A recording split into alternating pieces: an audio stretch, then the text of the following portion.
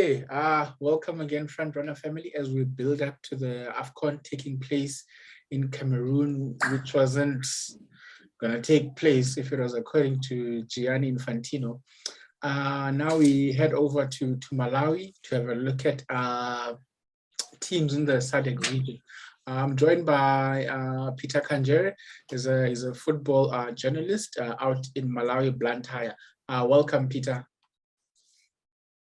Thank you for having me. It's a pleasure. Thank you. Now let's start with a bit of controversy. Gerald Phiri Jr., he's not in the squad. Any particular reason? So the reason is that the team who qualified the team for Afcon is a local coach, Meke Mwase. Now, after securing qualification, the team had to participate in the World Cup qualifiers. So the team lost 5 games and won once. So the FA felt like the team was lacking tactically. So they hired a technical director who they eventually said would take charge of the team going to Cameroon. Now, this Mario Marinica, a Romanian who used to coach Black Leopards back in the past, is now in temporary charge of the team specifically for Afcon. And now he said he had to subject the players for some bit of trials. And then he felt Gerald Phiri Jr. was not good enough, according to him. So he left him out of the final squad and just put him on standby. In reaction, he said, see what? I played in qualifiers, helped the team qualify for Afcon. You are dumping me. I'm also dumping you. I retire. So that's the story. Yeah. It's basically about the change of the coaches. It was a bit shocking because I'm thinking he adds so much value to the team, especially with set pieces. Oh yeah, he actually is among the few midfielders who scored. I think he scored 2 goals in the qualifiers, and by our low standards, he was still the leading scorer. So it came as a shock because you would expect the team to stick to at least the best 11, and he was always in the first 11, and you would expect at least to maintain the first 11 and patch up here and there. So I think the move to bring in this technical director, who they are calling the head of the panel, came at the wrong time when it was too late. So it's making changes. It's brought in some Davidans who have never even played at a senior level, and now he's made them into the final squad for the Afcon. So let's wait and see, but it's wrong timing and does bring a little bit of disunity in the team. Wow. Okay, let's stay there. What have you made of the squad, of the final squad heading to Afcon? It doesn't inspire confidence. As I've said, if you drop a player like Gerald Phiri Jr., I look at him as an influential player, someone who brings something different, good at set pieces. When you want someone who can play direct, bring others into the game, he's a sort of a player, someone who can lift the team up. So that has kind of like shaken the team spirit. So I don't have much confidence in the team because let's, for example, start in goalkeeping. He has brought Charles Tom, who has never played for the senior team. So he goes there with his debut. And now there are still question marks on who is the first choice goalkeeper between Enes Kakogwe and William Tory, who also has been brought back. He was kind of like was like a 4th choice keeper. Up front, Gabadinho Muhango, he goes to the tournament having just scored 1 goal for Pirates. Maybe the player who is in form is the Polokwane City striker, Kuda Muyawa, who is the leading scorer in the GLAD Championship, and Richard Mbulu for Baroka, who has just scored 1 goal. So there are still question marks as at what level, at that level, if you can't score in the PSL for your club, can you do it at Afcon? Maybe not. The same thing with the midfield. The main man in the midfield was Gerald Phiri and has been dropped. So there are so many question marks as to what will be before the team, but let's wait and see. The first game against Guinea, tough one. Yeah, like this new technical director seems to be making a lot of unnecessary changes, which have impacted the mood of the camp going into the tournament. Okay, now what are your hopes? Is it to get out of the group stages? Because when I look at the group, my goodness, you have Senegal there, You Yeah, have yeah. okay, you have Zimbabwe, you know, same region, maybe you know each other. And sure, Guinea, that's where Naby Keita is. How do you think you'll fare in this group? I just expect them to maybe try to give themselves a good account in the group stages. I don't expect them to go past the group stages. I expect them maybe to win one game, but otherwise, beyond that, I don't expect, to be honest with you, I have lowered my expectations from the team. I don't expect much. As I've said, if you have qualified for Afcon, you expect the team to go with the backbone of the team and the coach who qualify.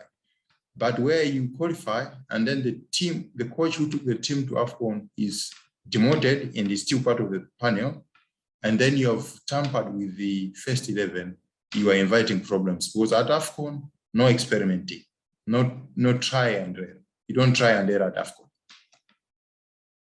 And the mood at home, you know, besides yourself, you're a journalist, you know, you see things differently. You also know things from the inside. But how's the general public viewing the current Flames? They kind of like divided. There are some who are saying the new head of technical has done well to pick players he thinks can do the job for him. And they're thinking the reaction of Gerald Phiri Jr. is unnecessary. He says he should have, as a sportsman, he should have taken it on his chin and accepted. There are also others who are echoing my sentiments that these changes do not inspire confidence. Bear in mind that just a few weeks ago, the players were saying, no, we need a bit of a hike, some motivation. And then we read stories in the press that some players are not comfortable with the way the coach is handling the team in terms of man management, the language and stuff. So there are some, as the FA, they're still drumming up support for the team. The FA, if you ask the FA, they're saying, we are on the right track. But on the other side, there's still a bit of skepticism that maybe these things are not right. But let's see, it's football. You never know. True. Now let's have a look at our region, SADC. Like, it hasn't been doing well lately, you know, even with World Cup qualifiers, you know, even Afcon level, so-called big guns, you know, South Africa is not there. Zambia, Chipolopolo, they've won it. They are nowhere near it. You know, even Comoros made it ahead of those so-called big guns. Yeah. What have you made of the decline in from SADC in terms of qualifying for these big tournaments? My reaction is that it's the same old story. I don't think there's anything new. Most of the times at Afcon, SADC is represented by 1 or 2 countries, at 3 at maximum. So it's the same old story. If you ask me, I'm not surprised, because it's difficult for a national team to compete at that level if you do not have enough players playing in top clubs in Europe. Europe tends to have a say on how you perform at Afcon. Let's face it. If you talk about the defending champions, Algeria, they draw most of their players from top teams. If not in Europe, at least in top teams. You're talking about Riyad Mahrez, Feghouli Mbouli. These players play for top teams. But if you look at most teams in Southern Africa, there are only 3 players in Southern Africa who play for Premier League teams. In Zimbabwe, they have Marvelous Nakamba. In Zambia, there is Patson Daka and Enoch Mwe. So that is also reflected in how you perform in the Afcon qualifiers. So you need quality players who can come and make a difference. But most teams in Southern Africa, they rely on players drawn from leagues in Africa, where still players drawn from small teams. For example, Malawi, our top player is Gabriel Muhangu, plays for Pirates, and he's struggling. The rest, first division, the rest from Tanzania, Mozambique, and you cannot be competing with Sadio Mane at that level. Someone who's playing week in, week out for Liverpool, Mohamed Salah. Edouard Mendes for Chelsea. These are the players that will lift Senegal up. If you see Senegal lifting this, the Afcon, don't be surprised. These are players who are competing at the highest level. And when they come at that level, it's about one, experience, two, your quality, and three, how you organize on and off the field of play. Oh, wow, that was comprehensive. Now, you've covered COSAFA for a while now. Comoros has always been part of COSAFA, whether in, out, sometimes they participate, sometimes they not participate. But now they've qualified for Afcon. The last time, I think it was Madagascar who had made it to Afcon. Like, what do you know about Comoros? Comoros, what I know is that they are at Afcon is not by mistake, because they scout their players from leagues in Europe, except one or two players. The rest are from France, Switzerland. Faiz Seleman, who is their top player, he plays for KV in Belgium, and Mohamed Fadou plays for Red Star Belgrade. These are teams that you can relate to. Red Star Belgrade is not a team that you can ask. So they have formed a national team by scouting for players who have roots in Comoros, but they are based outside the country. So they just bring them together, form a national team. So I'm not surprised. I think it's a strategy that is working. Maybe most teams in Southern Africa need to copy this model, because there are many South Africans in Europe who can be scouted, be encouraged to come and add value. Because if you're playing in Europe, it doesn't matter whether you're playing for a fourth-tier team, sixth-tier team. When you come play, you can actually see the difference, the quality, the basics, the master of the basics. In Africa, our players, it's just about the raw skill without control, a bit less technique. So it's a football, at the end of the day, it's about basics. Our players can do the most complicated things, but they can't just do the simple thing of just putting the ball in the back of the net. They will dribble 10 dribbles, they can't score. Someone who just play 2 passes, they will score.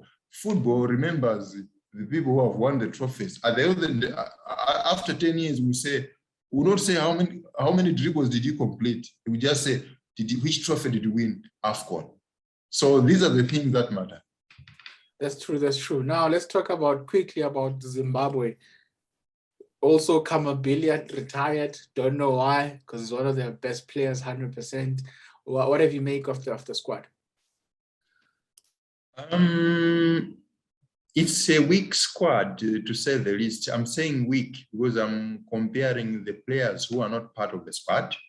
You mentioned Kamabilia, but there are also others based in France, including Marvelous Nakamba, who is injured, unfortunately. And they have also left out a player like Nox Mutizwa, who I think is an experienced guy, plays for Golden Arrows. The rest retired. So they have up front, they will rely on Knowledge Musona and Tino Kadewere, who plays at least for a top team in France. So in goalkeeping, yeah, most of the guys, not the most experienced players, because they haven't brought the players. They have a goalkeeper at Supersport, the second choice goalkeeper.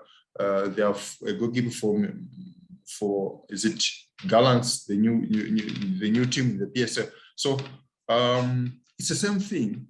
The coach who helped the team to qualify for Afcon, they fired him, and now they brought in an interim coach, Norman Mapeza. Norman Mapeza, what he has done is he kind of like tried to build his own thing. A coach will always have the people he trusts. So it's the same thing. You are trying combinations, trying new players just a few days before the tournament. So it's the same thing, but I think Zimbabwe have enough quality spread around the world to form a strong team. But for some reason, they have chosen not to pick some of the players that you would expect to be part of the squad. But even that, I think they still have a better squad. They have Teenage Hadebe there, who used to play for Chiefs, now he plays in the States. They still have some quality, but I think it's going to be a tall order for them. They are starting with Senegal on Monday. It's not going to be easy, because Senegal, you just know who will play where. In goal, you know Edouard Mendy will play. Up front, you know who's the main man? Mane. In the middle, you know who will play. You don't have to guess. This is how a team is supposed to be.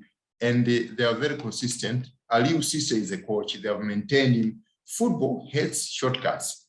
Teams such as Senegal, you can see it's a project. They have the backbone of the team. They just patch up here and there. When someone is injured, they bring in, but they don't tamper with the DNA of the team. The same thing with Algeria. They don't tamper with the DNA of the team. What do we do in Southern Africa? Chop, change coaches, players. The administration, they can't fire themselves. The same thing. We just tamper with the playing personnel. So this thing tends to undermine progress, especially in Southern Africa. Hey, when you put it like that, we have a very, very, very, very long way to go. Okay, now let's wrap it up. Let's put your head on the block. Who's going to win Afcon? You're putting me in the corner now, but it's between the, let's say it's among Egypt, Algeria, because they're the defending champions, and Senegal. I rest my case. 3 teams. Ask me again when the first round matches are over. Now I'll tell you with a definite answer, but so far, Egypt, Algeria, or Senegal. And I'll tell you why. These guys, they know what they are doing. Organized off the field of play, organized in the boardroom. There is consistency, coherence, harmony, quality, experience, and focus. You just see them, just look at Mane, you see he's focused, very proud to present their countries. In Southern Africa, most of the teams, players are quitting, squads are divided just a week before Afcon. Come on, we can do better. That's true, because I had Morocco's even bringing in their own mattresses, their chefs, like they are bringing everything. Seems like they don't want to use anything in Cameroon except for the playing pitch and the bus, maybe. No, they don't take chances. They don't take chances. I should have mentioned Nigeria, but then they have a caretaker coach who take the team to Afcon, and then they have hired a substantive coach. So these changes, I'm not a fan of changes, chopping and changes. Just ahead of the tournament, like days before. What do you think is going to happen? No ways. You don't do that. You don't do that. Give the coach who has qualified you for Afcon the chance to take charge, to finish the project. When the tournament is over, then you can fire them, bring a new man, give them time to experiment, and you don't experiment at Afcon. Thank you, Peter Kanjere. Thank you. All the way from Malawi, Blantyre. Always a pleasure, Phiri.